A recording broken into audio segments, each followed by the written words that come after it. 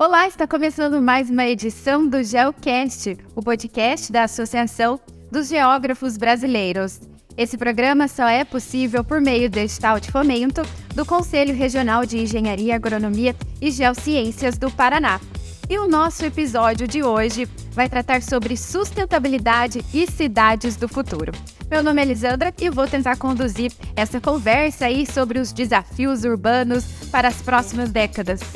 E para isso, nós temos aqui convidados de peso para ajudar a responder essas perguntas. Eu recebo, então, o engenheiro civil, especialista em engenharia sanitária e ambiental, além de ter anos de experiência na gestão pública, como prefeito de Maringá entre 2005 e 2012, e também como secretário de Desenvolvimento Urbano do Paraná.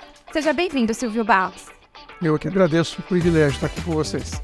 Obrigada. E está aqui também com a gente o reitor da Universidade Estadual de Maringá, engenheiro civil, conselheiro do CREA Paraná e professor, nunca deixa de ser professor, né? Sempre, né?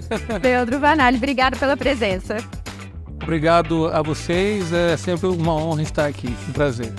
E aqui do meu lado, né, nosso anfitrião, conselheiro do CREA Paraná, José Berende, mais uma vez juntos aqui na Berende. Obrigada pela oportunidade. Exatamente, eu que agradeço a todos os convidados por participarem, compartilharem um pouquinho do conhecimento com a gente. Sejam todos bem-vindos e eu acho que vai ser uma tarde agradável, de boas discussões.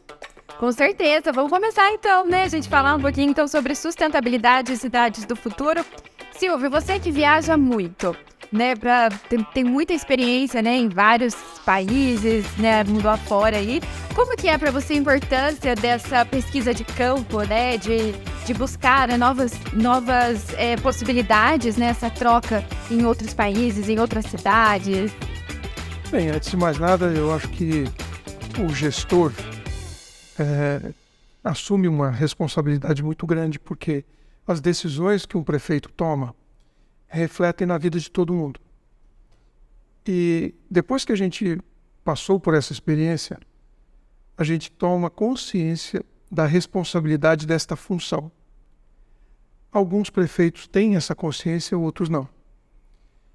Só que todos os gestores trabalham para que as suas cidades tenham perspectiva de futuro.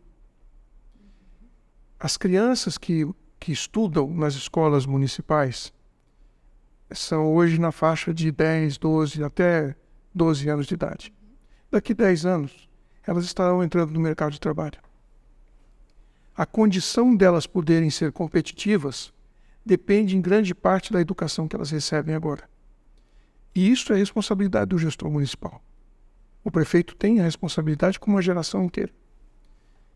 O que eu procuro fazer é me expor e expor outros gestores ao que há de mais moderno no mundo, a compreender em que direção o mundo está andando, para que eles possam voltar incomodados e desconfortáveis, porque na zona de conforto nunca acontece mágica nenhuma.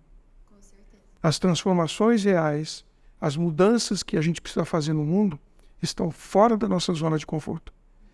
E o jeito que eu encontrei de nunca ficar na zona de conforto é me expor ao que o mundo tem de mais moderno e me autodesafiar e desafiar outros gestores a pensar fora da caixinha, a buscar essas alternativas.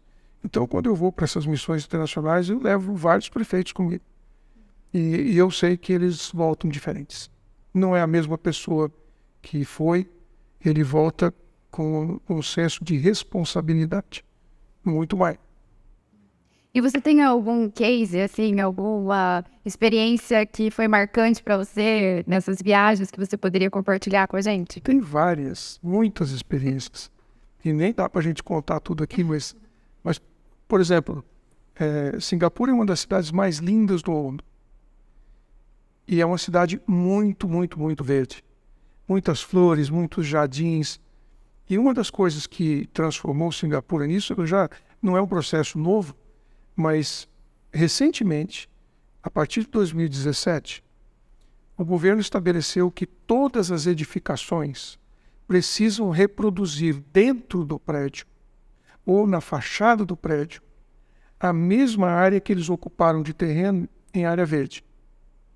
Ou seja, de lá para cá, os prédios de Singapura têm jardins magníficos dentro do prédio ou fora do prédio. E eles competem, cada um quer fazer melhor do que o outro. É uma competitividade boa, né? É um lugar assim maravilhoso. Cada jardim mais bonito que o outro. E a prefeitura estabeleceu que esses jardins são de uso público. Ainda que esteja dentro de um prédio privado, na sede de um banco, ele tem que ter mecanismos de acesso do público aos jardins. Porque é uma forma de você democratizar as áreas verdes. É maravilhoso isso. Foi uma decisão política, uma política pública que se transformou num diferencial fantástico. E assim existem muitas outras alternativas na área de mobilidade, na área da educação, que de fato transformam a realidade desses países. A Europa, por muito tempo, a Finlândia foi a melhor educação do mundo. Hoje é a Estônia. Passou a Finlândia. E eu fui lá entender por quê. Não necessariamente se aplica à nossa realidade, mas é disruptivo. O que eles fazem desafia a gente, incomoda a gente. Se eles conseguem fazer, por que nós não conseguiríamos? Então, é muito importante, no meu entender, a gente entender essas coisas, compreender que é essa direção que o mundo está andando. E que se a gente não souber disso, ficaremos na nossa zona de conforto. E por consequência, sem competitividade e atrasados, ancorados no passado. Com certeza. E professor, falando até nessa questão que o senhor abordou da educação, né? Como que o senhor vê, né, agora como gestor da universidade, o papel da instituição de ensino superior na construção dessas cidades, né? Na construção também, até na participação ali de políticas públicas que possam levar, né, esse desenvolvimento? É muito grande, né? Eu vou até complementar, o Silvio falou aí há pouco que a gente tem uma população, as crianças que estão aí com 12, 13 anos e vão chegar à vida adulta, e hoje está nas mãos da UEM esse papel já do agora. Então, Na nossa região, né? Exatamente. Então, complementando a pergunta aí da Lisandra, justamente assim, essa responsabilidade já atual. Muito bem colocado, Zé. Nosso amigo do CREA, né? Silvio também. Ex-aluno da UEM. Engenharia Civil, não é, Silvio? Então, é um pouco disso. A UEM, ela forma para transformar as pessoas que por ela passam, impactam, estão sempre no centro, aqueles que optam pela carreira pública, no centro das decisões da transformação. O Silvio disse agora há pouco que cabe ao gestor público uma grande missão de se responsabilizar pelo futuro de crianças, por trazer a modernidade para mais próximo de nós, não é? Buscar conhecimento fora, cases como esse desses países que aqui foram citados. E a nossa região, ela tem na sua história como centro de desenvolvimento em muito além, nas suas várias áreas de conhecimento. Você perguntou, Lisandra, a questão de políticas públicas, elas também passam pelos bancos da nossa universidade, os cursos nas áreas das humanas, né? Das ciências sociais que são aplicadas como direito, economia, contábeis, né? E também das engenharias, que é um centro muito produtivo. Temos cursos aqui em Maringá, em toda a nossa região, porque também Maringá já entendeu que ela não pode se desenvolver sozinha. Toda a nossa região tem que estar nesse crescimento, né? Então nós temos o que eu digo de ambiente muito saudável, muito promissor para o desenvolvimento e para trazermos aqui essas ideias de sucesso, sejam os códigos de obras, sejam ali nos pequenos bairros, ou nos grandes bairros, nos centros ou não. E temos que ter investimento público. É ele que puxa esse grande desenvolvimento, né? Ideias, decisões e dinheiro. Dinheiro captado em outras fontes. Isso o Maringá tem feito muito bem também em sua história. E a UEM está à disposição para que esse conhecimento aqui fique, aqui se desenvolva em outros eixos também. E nós não podemos nos esconder. E como você disse, Silvio, muito bem colocado, sairmos da zona de conforto. Existem muitos projetos e cabe muito a nós, ao poder público, seja município, seja estado. Eu vou ler então essa pergunta, tá? Então vamos lá. Bem, então a gente tem 2 engenheiros civis aqui, então a gente pode pensar que mais da metade da população mundial vive hoje nos meios urbanos. Então eu queria saber, né, dos nossos engenheiros civis, quais os desafios, né, para as próximas décadas, principalmente pensando nos profissionais que são intimamente ligados ao planejamento urbano, do setor público, quanto dos setores que trabalham para o crescimento, né, como, por exemplo, é o caso dos profissionais, né, do CREA também. Bom, eu sempre tenho dito aos meus alunos que ali estão conosco, né, já há alguns anos, que cabe ao engenheiro não só a formação técnica, matemática, física, também humana. Isso certamente já é um diferencial em qualquer empresa, em qualquer setor público, onde nós estamos, os engenheiros civis, né? E isso também é verdade para várias outras profissões. Hoje é comum e é muito necessário o trabalho em rede, trabalhar com o próximo, em envolver vários conhecimentos no mesmo problema. As soluções hoje são multifacetadas. E nesse contexto da sua pergunta, Lisandra, né, as cidades do futuro precisarão sim de profissionais mais bem formados, com a visão um pouco mais holística de todos esses problemas. E também a ABESNO em buscar soluções empreendedoras. A busca hoje é essa, né? As pessoas têm que não só trazerem os problemas, mas junto a eles as soluções. E cabe a nós, da academia, formarmos pessoas com essa visão mais ampla do papel dela na sociedade. Aconteceu alguns dias atrás o Encontro Nacional da Construção Civil em São Paulo. Eu fui convidado, todo ano a gente participa, esse ano eu fui convidado para participar de um painel que até me chamou bem a atenção e eu fiz questão de estar presente. O título do painel era A Responsabilidade da Engenharia nos Eventos Climáticos Extremos. Isso porque tinha acabado de acontecer aquele fato lá de São Sebastião, em São Paulo, onde muitas pessoas morreram. E a prefeitura já tinha sido acionada pelo Ministério Público para fazer a retirada das pessoas. E depois de uma semana que estava aquele caos, ainda tirando os destroços, as pessoas queriam voltar para suas casas. Faziam questão de voltar para suas casas, sabendo que é uma área de risco e podia acontecer de novo. Sim. Então, o que ocorre?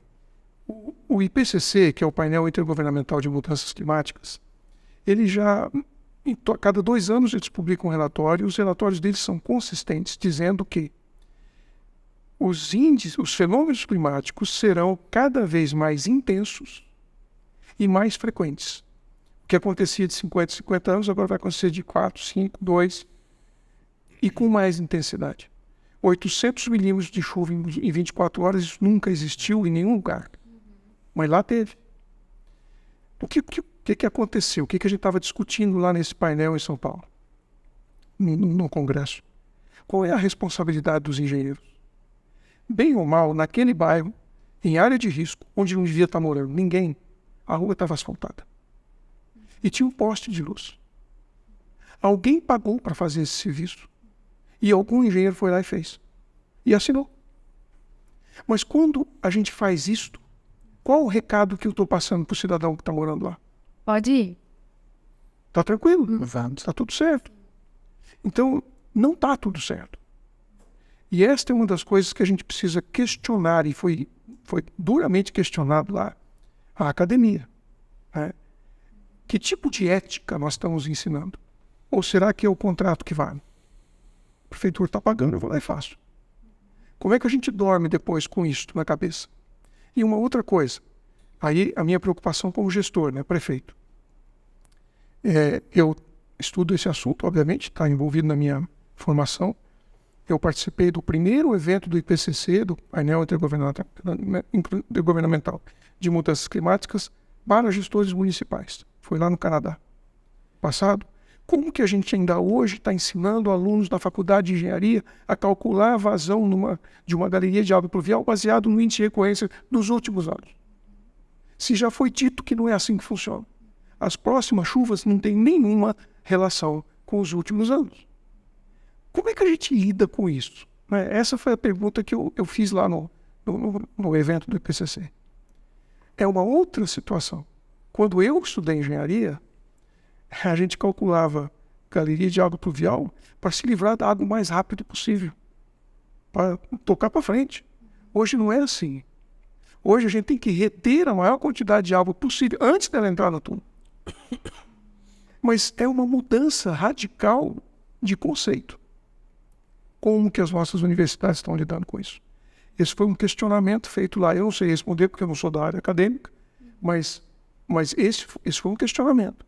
Quer dizer, nós estamos ainda entregando um diploma para um engenheiro novo, zerado, para fazer coisa do jeito errado, do jeito velho. Coisa do passado. Baseado? Isto é uma das coisas que a gente vai precisar trabalhar.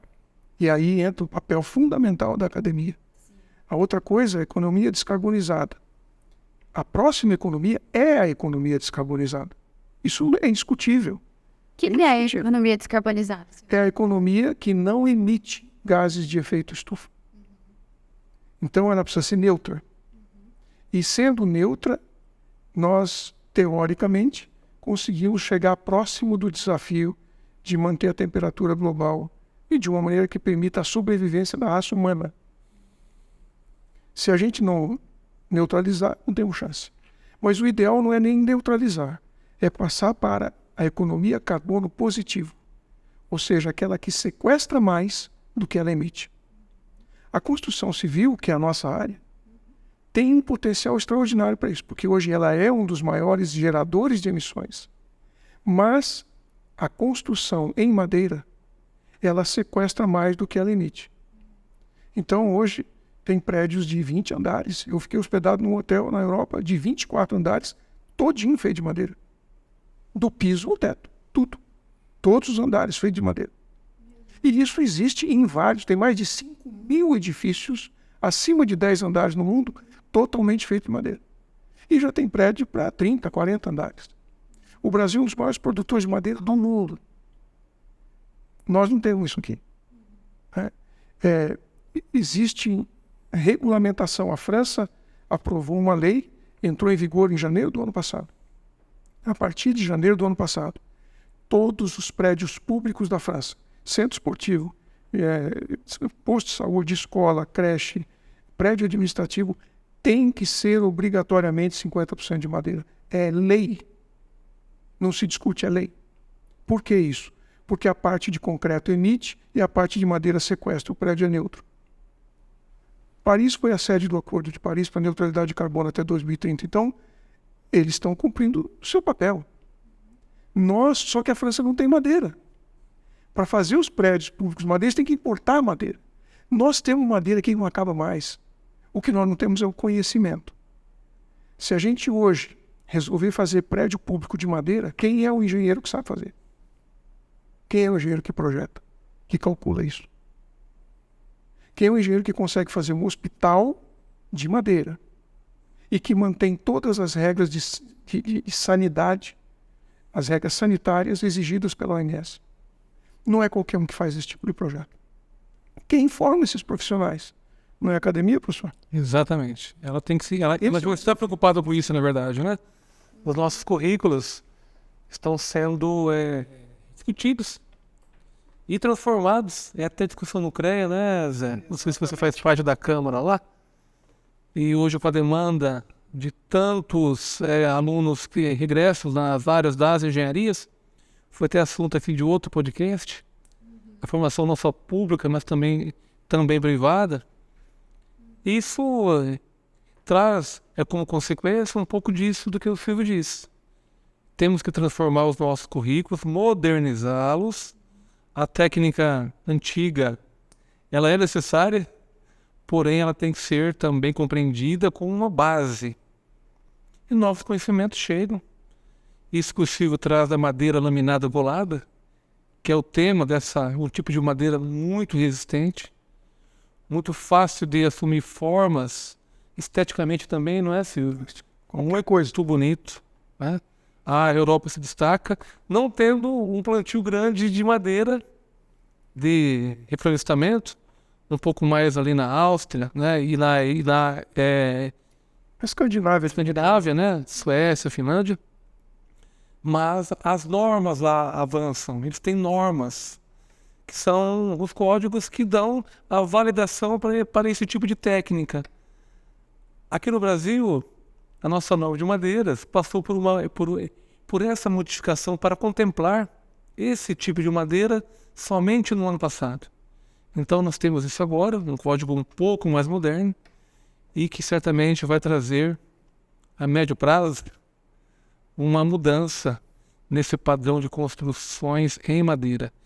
E é muito necessário, como bem disse a Silvio, que isso esteja presente no histórico desses engenheiros civis, arquitetos também, que trabalham muito com isso, até mesmo a engenharia mecânica, que também trabalha, para que possamos ter a credibilidade necessária para que lá na ponta um depósito possa vender esse tipo de madeira, o arquiteto possa especificar para uma obra de médio porte ou até mesmo de pequeno porte, porque dará essa troca positiva na questão ambiental.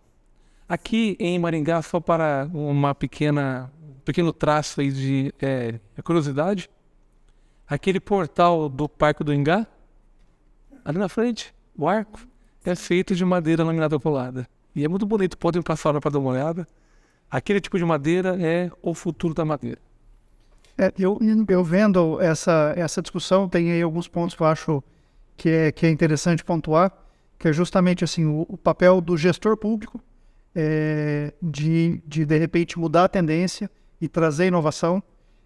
Junto disso, os servidores públicos que também vão ter que estar adeptos a essas novas tendências. O papel da academia, seja na formação desses profissionais, seja na pesquisa. Eu acho que esse tipo de mudança de conceito, mudança de filosofia, novas formas de se avaliar os processos construtivos, trazem também junto a necessidade de pesquisa. Então, é onde eu vejo que esse ciclo virtuoso é possível ir se estabelecendo, e onde, inclusive, outras profissões e outros profissionais, inclusive, afetam o sistema Confia-CREA. Hoje, inclusive, eu estava numa discussão muito em cima de um tema que é paralelo, mas muito próximo a isso, que é também com relação à segurança jurídica de cadeias produtivas que são vinculadas, e a gente estava justamente discutindo a cadeia produtiva do setor madeireiro. Então, assim, existe alguns... hoje, a gente poderia estar melhorando alguns ciclos produtivos, por exemplo, de algumas árvores nativas, que podem ser usados tanto na construção civil como outras, mas ainda existe um risco de se começar um processo nesse segmento, justamente também por conta da necessidade de outros atores entenderem a importância, e que isso passa a ser uma atividade comercial que eu vou ter início de processo e fim de processo. A cadeia completa, ou né? Um novo ciclo. É uma mudança de pensamento mesmo, né? Exatamente. Hoje a gente estava discutindo, um dos tópicos que a gente discutiu hoje em uma reunião foi o ciclo da araucária. A araucária, existe uma demanda, existe a possibilidade, mas existe o risco, existe o receio do produtor rural de chegar no fim e ser negado o corte de algo que ele previu a isso, e com isso ele acaba optando por alguma outra cultura e não a cultura de uma árvore mais nobre, que vai poder, de repente, ser o início desse ciclo produtivo.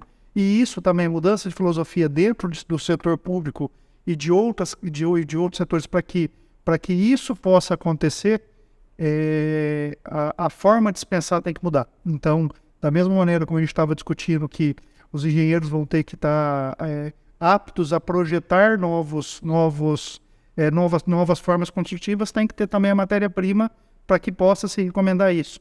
Então, e daí eu vejo a importância de discussões como essa, que com isso a gente acaba trazendo esse assunto à tona e podendo englobar aí uma diversidade muito grande de profissionais e atores que podem melhorar esse processo. Mas sem dúvida que isso está relacionado com as cidades do futuro, com as demandas e o desenvolvimento que o urbanismo global vai exigir da gente. E a gente não vai conseguir superar isso sem a academia. Nós precisamos da academia para que essas coisas aconteçam. E o CREA está envolvido nesse processo do começo ao fim, porque desde a produção da madeira, como o Zé falou, vai o engenheiro florestal, o engenheiro agrônomo, que são fundamentais nesse processo. Depois vem todo o processo da engenharia mecânica, porque são máquinas desenvolvidas por engenheiros mecânicos que vão fazer desde o corte, o processamento e depois a industrialização. Mas a gente precisa do engenheiro químico, porque na hora de colar essa madeira, que cola que a gente usa, Exatamente, a lâmina, né? e na hora de proteger essa madeira contra qualquer tipo de ataque, de imunizar essa madeira, também precisa do engenheiro químico.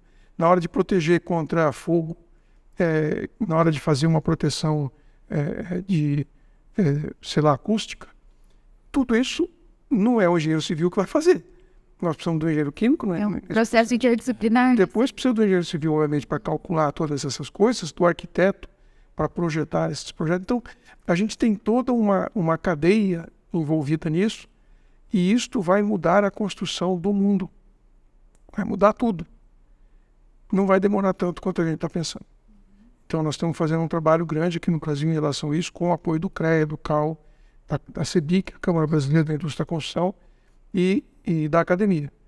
A semana passada, o presidente da Fundação, o Carlos, superintendente, e o diretor-geral da Secretaria de Ciência e Tecnologia do Paraná estavam numa missão no Canadá só para tratar desse assunto.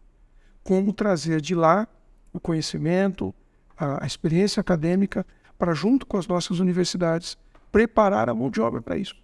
E não é só a universidade, o ensino médio também, porque no canteiro de obra é tudo diferente. Tem nada a ver com o que a gente faz hoje, é outro tipo de construção. Mas é uma revolução, assim, na construção. É uma evolução. É uma evolução. A França deu o pontapé inicial quando determinou que agora é obrigatório. Mas outros países vão seguir esse rolo. O Canadá estabeleceu isso, inclusive eles viram isso lá agora. As prefeituras que construírem escolas de madeira terão uma série de benefícios do governo federal. E tem gente discutindo, inclusive, que a outorga onerosa para edifícios que ultrapassam o limite estabelecido no Código de Obras, na Lei de Edificações, poderia ser gratuita se o resto do prédio fosse feito de madeira. Que é muito mais leve, que ajuda na neutralidade do prédio, na neutralidade de carbono, e que elimina a necessidade de fundações muito robustas, porque é muito leve. É 5 vezes mais leve do que o concreto. Então, esse negócio vai muito longe. E nós precisamos estar preparados para isso. Sem a ajuda da academia, a gente não vai chegar. E aonde que começa essa revolução, Silvio? Começa nas discussões de conselho, começa na universidade, começa na gestão pública? Por onde que a gente começa? Esta, especificamente, que nós estamos tratando, começou dentro da Federação das Indústrias. O início do processo se deu num programa chamado Vigilância Tecnológica, que é aquele que mapeia as tendências do mundo, da economia descarbonizada, do futuro da indústria, e traz para a realidade dos nossos industriais. O que vai acontecer é isso aqui no seu setor. Comece a se preparar desde já para surfar na onda. E, em alguns casos, a vigilância tecnológica prepara as indústrias para sair do negócio antes que ele afunde. Porque tem alguns negócios que não vão existir mais. Algumas indústrias que não terão mais condição de sobreviver, porque o mundo não aceita mais esse tipo de coisa. Então, uma série de indústrias que hoje dependem do combustível fóssil, que dependem do petróleo, precisam começar a pensar em como migrar para outro tipo de negócio ou migrar para outro tipo de matéria-prima. A indústria plástica, por exemplo, poderá migrar para o bioplástico, para os biopolímeros, em vez de usar o petróleo como matéria-prima. Mas tem que olhar o que vai acontecer no mundo, tem que perceber essas macro tendências e avisar a nossa indústria, olha, vai por aqui ou vai por ali, porque esse é o teu caminho. E isso foi iniciado pela Federação das Indústrias. Esse programa começou lá. E de lá a gente trouxe CREA, CAL, SEBIC, governo, para o desenvolvimento de uma nova política que permita ao Paraná capitalizar isso. Madeira nós temos, experiência nós temos, indústrias para processar essa madeira nós também temos. Vamos precisar de algumas máquinas novas, diferentes, mas a base a gente tem. Agora é vontade política de querer fazer. E conhecimento técnico. Sem academia, a gente não vai. Tudo junto, né, professor? Apenas para complementar, a UEM tem o seu programa de pós-graduação em engenharia civil e estruturas. E temos alguns trabalhos já na área de madeira laminada colada. Inclusive eu tenho 2 alunos que são da área, orientados na área, desenvolvem dissertação na área. E aqui também em Maringá, o sistema FIEP, através do nosso Senai, ele tem um belo laboratório que é capaz também de fazer ensaios com esse tipo de madeira. E é uma missão da FIEP aqui do Paraná, que foi recentemente também conhecer na Europa um pouco mais sobre esse tipo de material, nessa linha do que você falou, Silvio, para trazer à nossa região, ao nosso estado, o conhecimento desse produto. Né? E como ele, também existem outros produtos e técnicas que são importantes aí dessas cidades do futuro para que elas fiquem muito mais acolhedoras e que pertençam de fato ao seu povo, às pessoas que ali habitam. É uma preocupação do gestor público e de todos aqueles que têm nas mãos a possibilidade de fazer essa diferença, né? Seja na micro ou na grande escala. Quando a gente estava falando da questão da mola indutora, de se começar, existe alguma experiência a nível nacional, alguma cidade que já tenha começado a discutir, não sei se é de conhecimento de algum dos dois, mas existe alguma cidade já no Brasil que de repente já começou algum trabalho em termos de outorga onerosa, de repente algum bairro que seja pensado para esse tipo de processo construtivo? Tem algum case? Porque muitas vezes também o poder público ele acaba, de uma certa maneira, sendo a mola indutora quando estabelece alguma política ou de financiamento, ou por financiamento ou por restrição. São duas metodologias aí que o poder público acaba desenvolvendo para poder induzir uma mudança de filosofia. Existe alguma coisa no Brasil que, por acaso... Isso é muito novo no Brasil, ainda não existe isso como política pública. Porém, a filosofia ESG, que está hoje permeando muitas corporações, já se encarregou de cuidar disso. Hoje, inúmeras empresas, grandes corporações, estão transformando suas sedes em edificações de madeira. A Microsoft fez isso. O maior complexo de madeira dos Estados Unidos hoje é a sede da Microsoft. A Google está fazendo isso em vários países do mundo. A Adidas fez isso. A Amazon está fazendo isso. Então, as corporações, para poder consolidar a sua política de ESG, estão partindo para construções que sejam mais sequestradoras do que emissoras de carbono. E isso gera demanda. Então, o que eu posso dizer é o seguinte: aqui no Brasil não tem ainda, mas é bem possível que a cidade de Araçariguama, na Via Dutra, perto de São Paulo, seja a primeira cidade que vai ter um centro corporativo, um bairro inteirinho feito de madeira.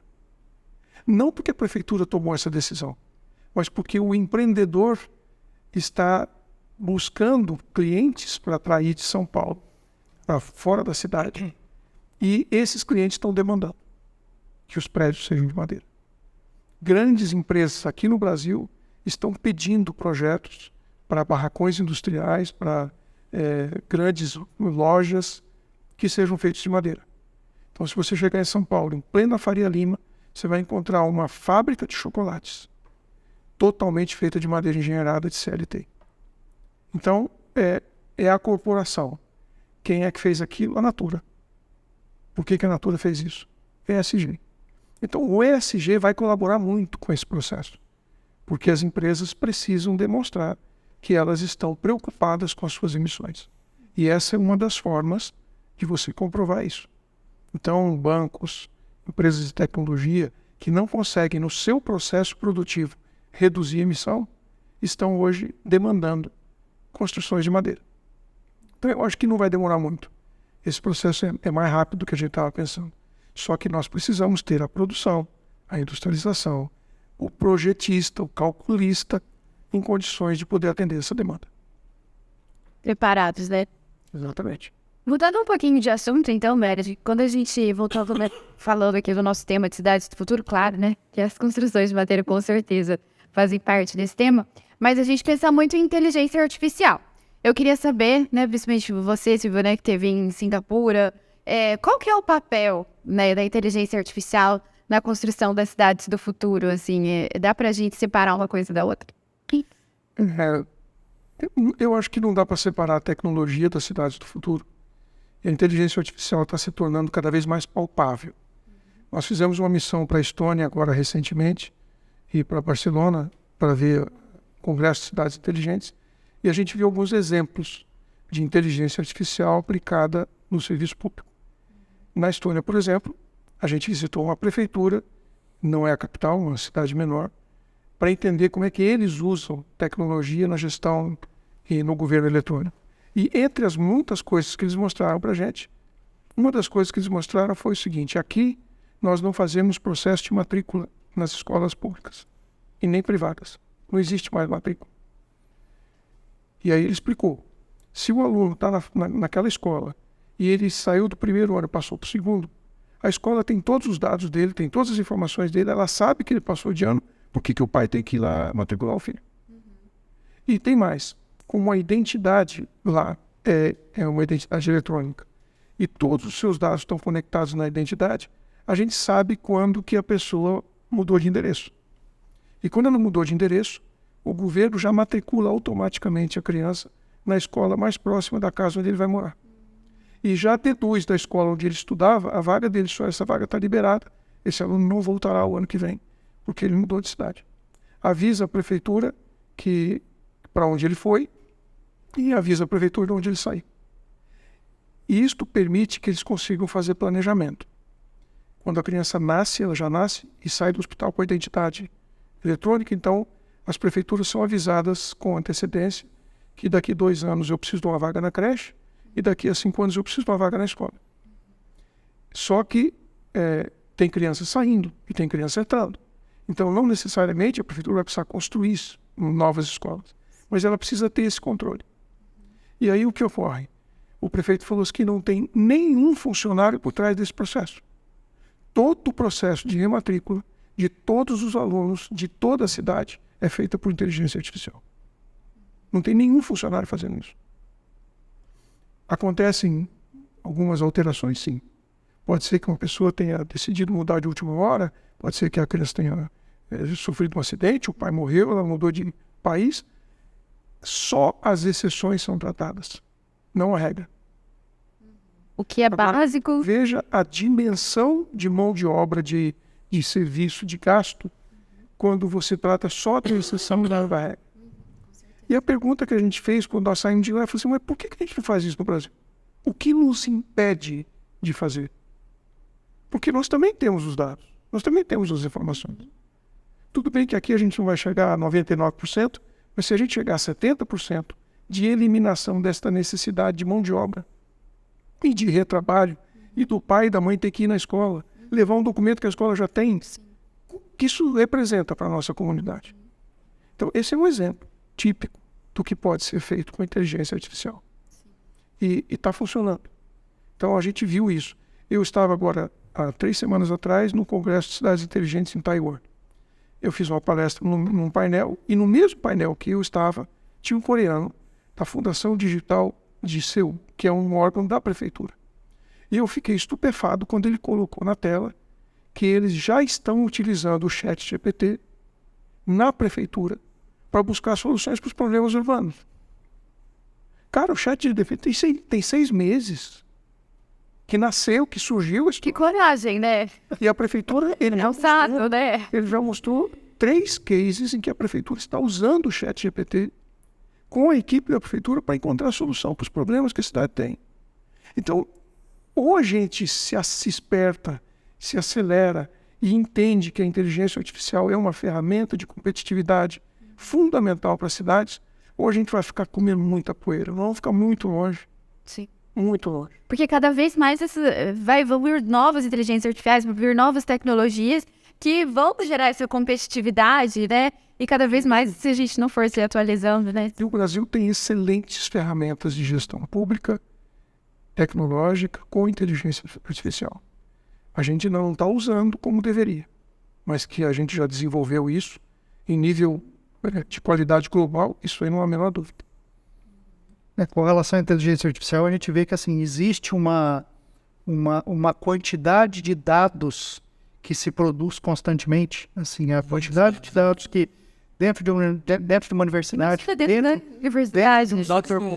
Que são perdidos, né? Não são aproveitados para traçar tendências e tudo mais. E de fato, assim, talvez uma das grandes mudanças, de novo, a gente volta à mudança de filosofia, de entender que isso pode ser para melhorar, embora talvez um dos desafios aí da comunidade acadêmica é justamente, eu não sei, inclusive é um questionamento que eu faço para o reitor, se dentro da comunidade acadêmica está sendo discutido já com relação à inteligência artificial, e assim, no momento de se tratar uma quantidade de dados muito grande que uma cidade gera, e assim, às vezes a gente acaba não levando em consideração, por exemplo, a questão de iluminação pública, o sistema de saneamento de um município que gera uma quantidade de dados muito grande e que, bem tratado, transforma isso aí num planejamento melhor.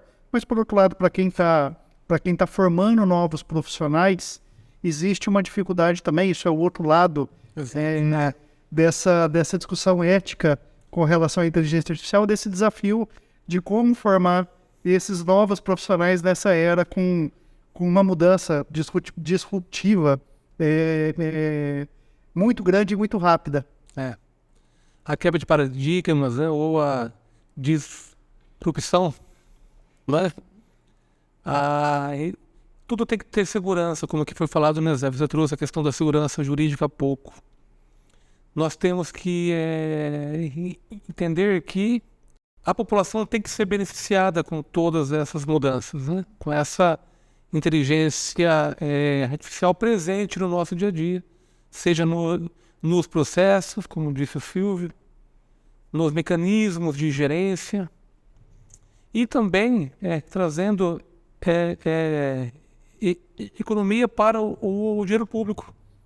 Talvez ele terá que contratar menos pessoas em uma área, mas poderá contratar mais pessoas em outra. Foi o que o prefeito falou. Em benefício da saúde, por exemplo. A gente perguntou para ele, isso aí dispensou muita gente, ele falou que dispensou bastante gente. Mas hoje nós temos uma estrutura de segurança cibernética dentro da prefeitura, porque a gente lida com os dados de todos os cidadãos, que nunca foi necessária. E é um monstro de uma estrutura, devia contratar um monte de gente. Criamos uma estrutura nova. Ou da matriz, né?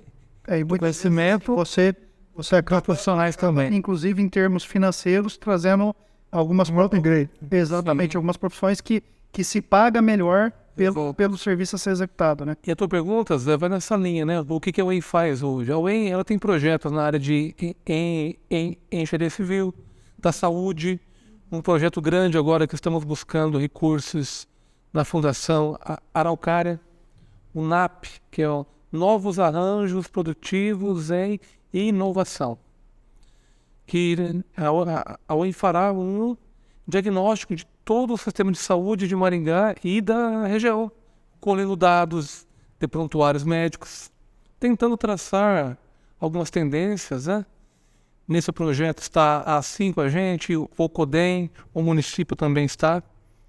Então são dados que são buscados, que venham através da inteligência artificial nos dar caminhos de tendências para que a gestão pública possa ser mais eficiente a serviço da população. Evidente que a escala do Brasil, até da nossa região, é muito grande, né? A gente pega esses casos, como o Silvio muito bem trouxe, nos motivam a pensarmos como fazer. O como fazer que é o mais difícil, né? Como mudar aqui uma mentalidade. Para isso que tem que ter discussão, tem que ter ousadia, tem que ter busca de uma ideia inovadora, né? E um investimento público com parceria com o setor privado também. É um casamento que tem dado certo em todos os lugares do mundo e aqui tem que dar também. Com certeza. E Maringá, né, falando aqui da nossa região, Maringá é uma cidade planejada, né? Todo mundo que vem aqui adora, né, pelas calçadas largas, fica impressionado. Mas e aí, nós estamos preparados para ser uma cidade do futuro? A gente está nesse caminho de cidade do futuro? Eu queria uma avaliação de vocês. Olha, se Maringá não estiver, é quem que estará? Nós temos tudo aqui, né? Ambiente produtivo, universidade pública e privadas, boas escolas, sistema de saúde, tudo tem que melhorar, né? Mas temos uma boa base, estamos numa região que é um polo logístico, um estado rico, relativamente rico. Temos hoje lideranças locais que fazem a diferença. Então Maringá tem condições, sim, de daqui partir sempre para o que é melhor. O que está bom pode ficar melhor e pode buscar a excelência. Eu acredito que nunca é tarde, né, para uma cidade tomar esse tipo de decisão. Mas, na minha opinião, essa decisão não é exclusiva do gestor público. Ela é uma decisão da sociedade como um todo. Porque esses avanços tecnológicos encontrarão resistência dentro do setor público. Em grande parte por ignorância, desconhecimento, mas encontrarão resistência, medo. A mudança, as pessoas têm medo da mudança. Então, se a sociedade não tiver consciência do que ela quer, das alterações que ela deseja, e daquilo que já existe em outros lugares que a gente poderia estar colocando aqui, eu penso que o processo será retrasado. Ele vai ficar atrasado na sua implantação. E como o mundo hoje evolui numa velocidade exponencial, não é mais do jeito que era antes, agora a curva é exponencial, ficar atrasado pode ser muito perigoso. Pode custar muito caro. Então, eu não acredito que a prefeitura terá condições de implementar isso sozinha. Primeiro, porque tem resistência. Segundo, porque precisa de um conhecimento, de uma exposição a essas novas soluções que as prefeituras, de modo geral, não têm. E é como o senhor falou no começo, né, Silvio? É se expor, né, ao novo, né? Sair da zona de conforto. Exatamente. Na visão de vocês, essa faixa etária, esse pessoal de 18 anos que está chegando no mercado de trabalho hoje, tá saindo aí do ensino médio, indo para as faculdades, mas também indo para o mercado de trabalho. Igual o Silvio falou, que precisa tomar a decisão. Esse público novo que talvez não entenda e não conheça o serviço público como a gente conheceu, digamos, de uma fase analógica, de uma transição. O papel dessas pessoas que estão chegando hoje, isso pode mudar a forma do gestor tomar essa decisão e já começar a implementar? Eu não sei se é este público que vai fazer essa demanda. Este público cada vez está mais focado na tecnologia do que nos interesses coletivos. As pessoas estão muito focadas com o sono na terrinha, sem saber o que está acontecendo em volta. De modo geral, é isso que está acontecendo. Então, se a gente não conseguir enfiar dentro da telinha uma provocação para o que envolve essas pessoas no coletivo, eu penso que a gente não consegue usar este público como gerador de demanda. Mas é minha opinião só. Posso estar totalmente equivocado. Esperar que eles naturalmente façam essa pressão, eu acredito que não vai ser assim tão simples. Esse é o papel da instituição, Sim. né, professor? Estamos no centro dele, né? Mas a tua pergunta também, Zé, expõe uma faixa etária que tem que ser trabalhada. Ocorre isso, né, que é comentado pelo Silvio, mas é uma faixa etária que tem que ser atingida e a gente não pode perder tempo também. A questão da curva ou linear ou exponencial, né? Está aí um grande desafio na formação de jovens, a partir dos 14 anos, talvez um pouco até antes. Qual que é a idade ideal? A gente nunca sabe, até do pequeno, até quando ele se torna adulto e pronto para o mercado de trabalho ou a própria academia para a continuidade dos seus estudos. Né? Esse é um grande desafio. Maringá é uma cidade que tem uma faixa etária, uma população grande nessa faixa etária e que anseia por políticas públicas que eu possa colocar na telinha, como você disse, talvez esses estímulos, né? E vagas públicas e tudo mais. A UEM tem vagas públicas de vários cursos. A nossa gestão tem feito agora um trabalho, uma mudança de paradigma de alcançar esses jovens, né? A UEM durante muito tempo esperou que eles viessem. Hoje o nosso papel é outro, é buscá-los, para que essas vagas não fiquem ali paradas, né? E sejam de fato preenchidas por aqueles que precisam. Eu até queria colocar, Zé, quando eu falo que é preciso, a gestão pública tem que aprender a inserir isso, né? No ambiente onde os jovens estão, a ONU Habitat, que é a agência da ONU encarregada de cidades, só cidades, que produziu a nova agenda urbana e que hoje tem uma preocupação muito grande com o tal do Digital Divide, que é o abismo que separa aqueles que têm acesso à tecnologia dos que não têm. A ONU Habitat fez um acordo com a Microsoft para usar o jogo Minecraft. Meu filho jogava muito esse negócio. O meu que eu jogo. Que simula cidades. Só que em vez de trabalhar com uma cidade simulada, ele trabalha com a cidade real. Então as cidades que fazem convênio com a ONU Habitat podem usar esta ferramenta para estudar e planejar alterações e intervenções urbanas. Então ele traduz a realidade da cidade com fotografia do que está lá mesmo, em 3D para dentro do Minecraft. E isto provoca a população a participar do jogo com as suas ideias. De como aquele problema urbano, aquele problema de mobilidade, de uma revitalização numa determinada área, como ele deveria ser tratado. E essas ideias depois são filtradas pelo jogo com inteligência artificial. E as melhores propostas vão para a validação de público através do jogo.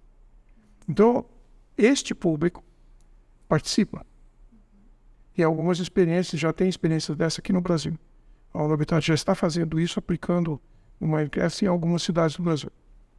Isso traz o envolvimento da população, traz um processo de validação das propostas que o poder público está fazendo junto à população. Então, tem jeito de fazer, mas a prefeitura tem que se virar, ela tem que se mexer. Sim. Isso não vai cair no colo. Tem que aprender o jeito novo de fazer. Isso não vai cair no colo da gente, a gente tem que ir atrás, tem que buscar, tem que fazer o convênio, tem que apresentar as demandas. Mas é perfeitamente possível, desde que haja proatividade por parte do setor.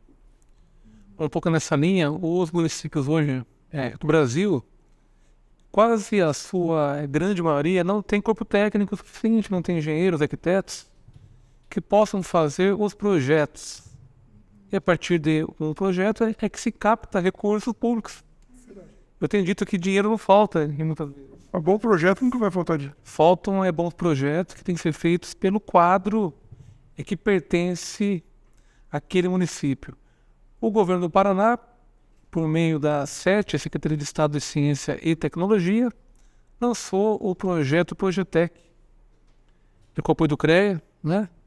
Para que as universidades façam os projetos para pequenos municípios, evidente que sob uma ordem, sob demanda, estratégias, né? A UEM tem esse escritório, estamos começando a colocá-lo em funcionamento. E ele também usa a inteligência artificial, por meio do BIM, que é resumindo, é uma nova forma de modelagem das construções que compatibiliza os projetos estrutural, elétrico, hidráulico, arquitetônico, para que aquele projeto saia redondinho e não custe tanto para um município. Alguns países já têm isso como obrigação para esses projetos. E aqui no Brasil isso está começando, deverá ser lei para todos em breve, e trará a inteligência para os projetos e que as prefeituras possam ter o seu corpo técnico para captar dinheiro para bons projetos. Com certeza. Importante. Esse é o futuro. Bom, a gente já está caminhando para o fim. Você gostaria de fazer mais alguma colocação, Berit? Na verdade, assim, a gente chegando ao fim, o que eu queria agora era agradecer esse momento, esse espaço na agenda que ambos... Conseguimos encaixar, né? A agenda do reitor. Em nome da AGB, que com prazer eu represento lá dentro do CREA, gostaria de agradecer a presença de ambos. Silvio, já trabalhamos aí a longa data, sempre um prazer estar contigo, estar discutindo novas ideias. Conselheiro, colega e reitor, na verdade, assim, nossa unidade dentro do CREA, Leandro Vanani, obrigado também por ter atendido o nosso convite, estar aqui hoje, e sempre à disposição e sempre um prazer estar aqui discutindo, bate-papo e aprendendo um pouquinho. Eu até queria dizer, né, Silvio, professor Leandro, que a gente preparou muitos tópicos para conversar com vocês, né, nomes de peso aí nesse assunto.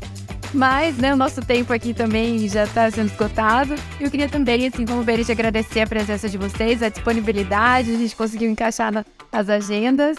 E, né, agradecer principalmente pelo conteúdo que vocês disponibilizaram pra gente, que vai servir, nossa, com certeza, né, principalmente, né, pros acadêmicos que ouvirem esse podcast, assistirem esse videocast, vai ser um conteúdo muito importante. Foi um prazer ter estado aqui com vocês.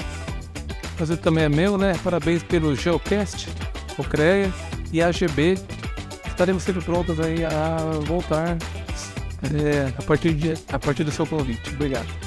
Obrigada, e eu agradeço também a AGB, né, pela iniciativa do Geocast, e nós voltamos em breve com mais um episódio.